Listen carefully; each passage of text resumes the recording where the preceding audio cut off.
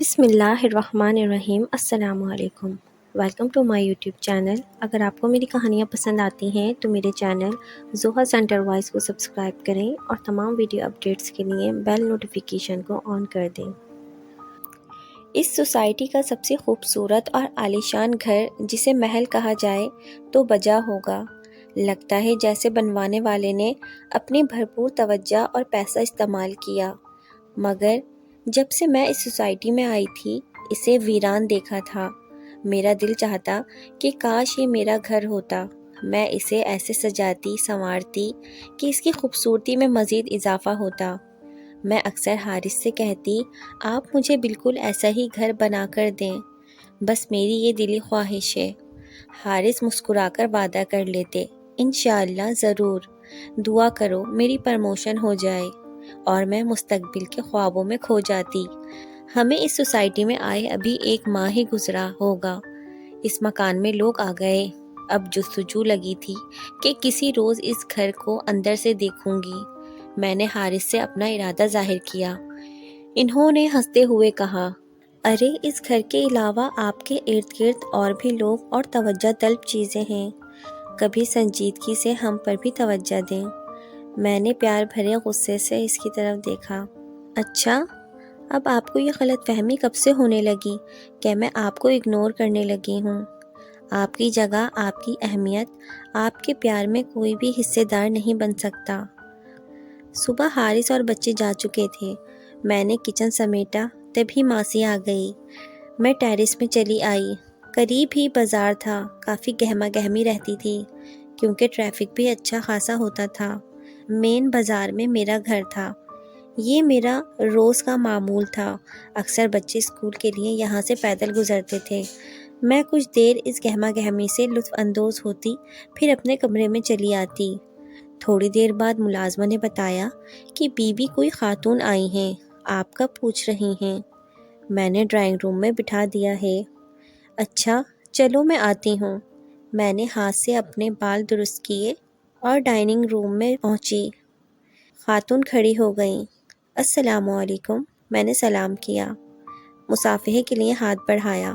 خاتون بولی ہم ابھی چند روز پہلے ہی شفٹ ہوئے ہیں۔ اوہ اچھا، وہ کارنر والے مکان میں؟ میں خوش ہوتے ہوئے بولی جی بالکل، کل دوپہر میں ظہر کے بعد قرآن خوانی اور میلاد ہے، ضرور آئیے گا۔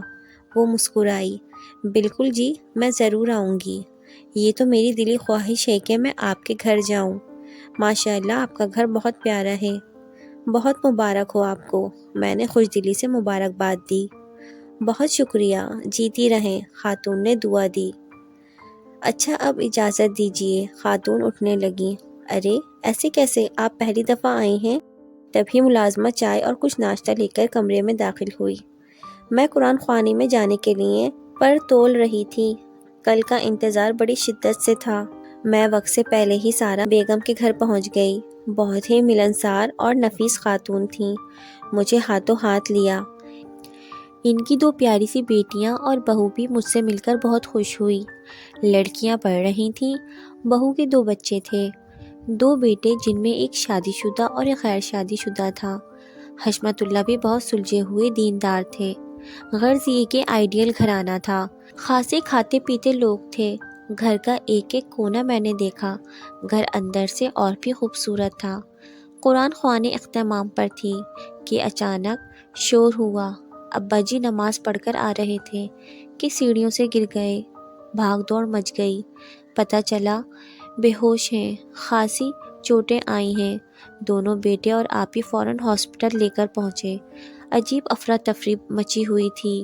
اللہ اللہ کر کے میلاد ختم ہوئی، ہم سب اپنے اپنے گھر لوٹ آئے، مگر حشمت اللہ اس ناگہانی آفت سے معذور ہو گئے اور چند روز بعد ان کا انتقال ہو گیا۔ ایک حادثہ جو گزر گیا۔ پھر ایک روز میں ٹیرس میں کھڑی تھی، میں نے دیکھا ان کے گھر پر ایمبولینس کھڑی ہے۔ یا اللہ، خیر اب کیا ہوا؟ میں نے ان کی بیٹی کو فون کیا تو پتہ چلا کہ ان کی بھابھی کچن میں گر گئیں، انہیں ہاسپٹل لے جا رہے ہیں۔ یا اللہ کرم کرنا، وہ تو بیچاری حاملہ ہے۔ میں بہت ہی پریشان تھی، ان کے پیچھے میں بھی ہاسپٹل پہنچی۔ رات گئے تک ایمرجنسی میں رہ کر وہ بھی سب کو روتا بلکتا چھوڑ کر سب سے بہت دور چلی گئی۔ یا اللہ، ان چند مہینوں میں یہ کیا ہو گیا ہے؟ ان لوگوں پر ایسی آفتیں کیوں پڑ رہی ہیں؟ ایک کے بعد ایک حادثات، لیکن کسی نے بھی شاید اس پر توجہ نہیں دی۔ مگر میرے ہسبینڈ بولے، مہک، مجھے لگتا ہے یہ مکان ان لوگوں کو راس نہیں آ رہا۔ میرا مطلب ہے کہ اس مکان میں کوئی گڑبڑ تو ہے۔ میں کچھ دیر تک حارث کی بات پر غور کرتی رہی، پھر اقرار میں گردن ہلائی۔ ہاں، ہو سکتا ہے یہ آپ سچ کہہ رہے ہیں، یہ بھی ہو سکتا ہے اور نہیں بھی۔ حادثات اچانک ہی رونما ہو جاتے ہیں، مجھے مکان کی گڑبڑ تو نہیں لگ رہی۔ اللہ پاک ان لوگوں پر کرم فرمائے، اب ایسا کوئی حادثہ نہ ہو، آمین، حارث بولے۔ بچوں کے امتحان ہو رہے تھے، میں مصروف ہو گئی۔ نائمہ اور سائمہ سے فون پر بہت کم بات ہوتی، وہاں بھی بچوں کے امتحان ہو رہے تھے۔ بچوں کے امتحانوں سے فارغ ہو کر ایک روز میں آپی کے گھر چلی گئی۔ بہت دنوں بعد آئی ہو، بھابی نائمہ نے گلے لگایا۔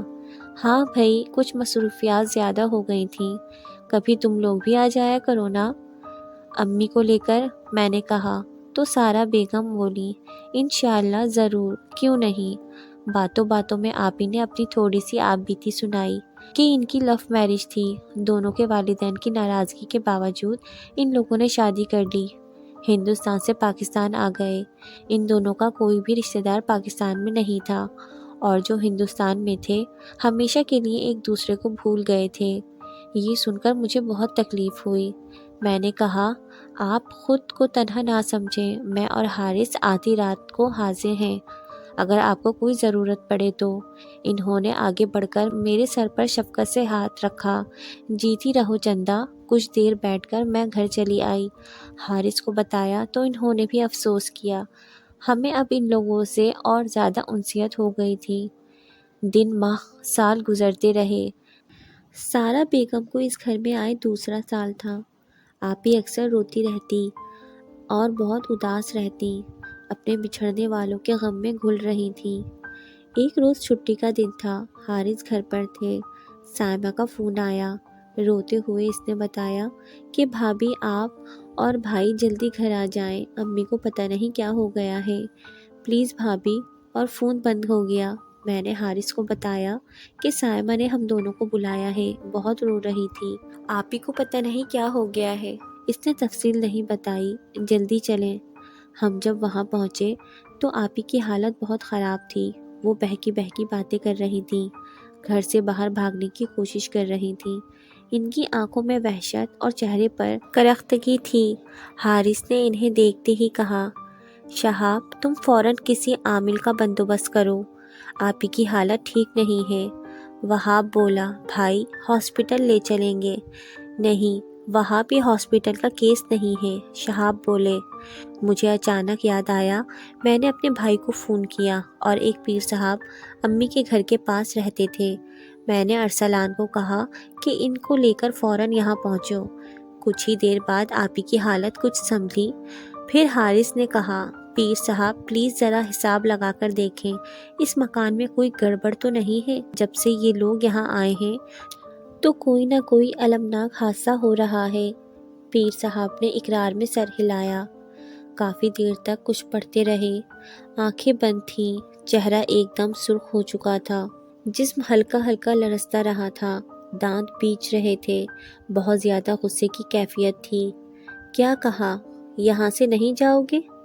تمہیں جانا پڑے گا، یہ میرا حکم ہے۔ نہیں، ہم نہیں جائیں گے، عجیب سی آوازیں تھیں۔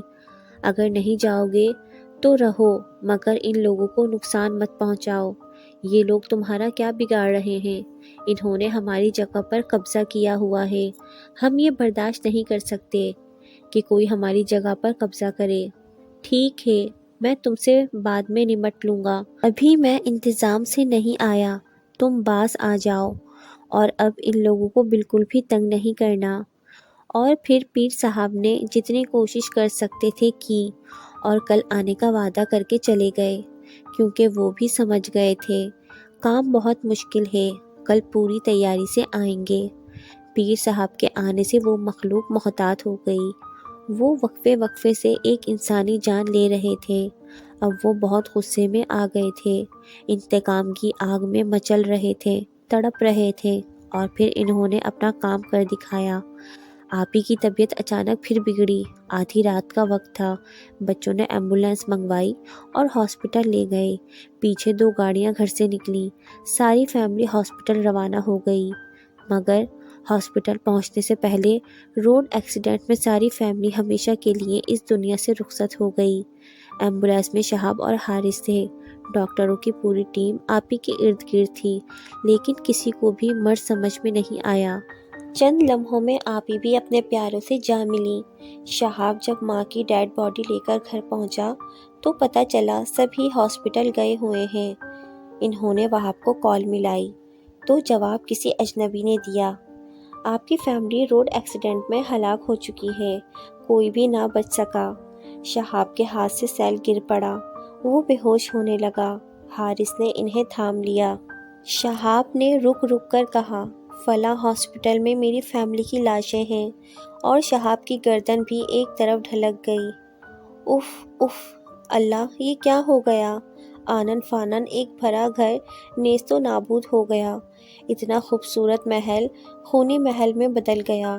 جہاں زندگی تھی وہاں موت ہے، ہر طرف لاشیں ہی لاشیں ہیں، کوئی کسی پر رونے والا نہیں ہے۔ جہاں رونقیں تھیں وہاں ویرانیاں ہیں۔ اتنے بڑے گھر اور اتنا قیمتی ساز و سامان، لیکن کوئی وارث نہیں، کوئی برتنے والا نہیں، نام و نشان صفائے ہستی سے مٹ گیا۔ یہ دنیا ہے، یہ زندگی ہے، یہ دھن دولت، یہ جائیداد، بنگلے، یہ آسائشیں، مال و زر، اعلیٰ گھر، عمدہ ساز و سامان، یہ اسٹیٹس، سب جب تک آپ کے ہیں، جب تک آپ کی سانسیں چل رہی ہیں۔ سانسیں بند ہوئیں اور ادھر آپ ہمیشہ کے لیے 2 گز مٹی کے گھر میں ہمیشہ کے لیے رہائش اختیار کر لیتے ہیں۔ یہ گھر، یہ اندھیری کوٹھری آپ کی آخری آرام گاہ ہے۔ اس کو بھی آپ سجا سکتے ہیں، سنوار سکتے ہیں، اپنے اعمال کے نور سے روشن کر سکتے ہیں۔ ہمیں اپنے اس مکان کو خوبصورت بنانا چاہیے۔ دنیاوی زندگی عارضی ہے، چند دنوں کی ہے۔ میں نے آپی کے محل نما مکان کی چاہ کی تھی، میری زندگی کی سب سے بڑی خواہش تھی، مگر اب میرا ارادہ بالکل بدل گیا ہے۔ اس گھر کے مکین کیسے اس گھر کے بھینٹ چڑھ گئے، کیسے دنیا سے رخصت ہوئے، کہ نہ پیچھے کوئی رونے والا تھا، نہ آخری آرام گاہ تک اپنوں کو پہچاننے والا۔ یہاں یہ کہاوتیں پوری لگتی ہیں، ہر چمکنے والی چیز سونا نہیں ہوتی، ظاہر و باطن میں فرق ہوتا ہے۔ ہیرا کتنا بھی قیمتی ہوتا تو پتھر ہی ہے۔ یہ خوبصورت گھر کتنا بدصورت اور خونی تھا، کتنی قیمتی جانیں لے لیں اس گھر نے۔ مجھے اس گھر سے سخت نفرت ہو گئی۔ اب یہ گھر سرکاری تحویل میں ہے، وہی ویرانی، وہی گھپ اندھیرے، وہی خاموشی اور وحشت۔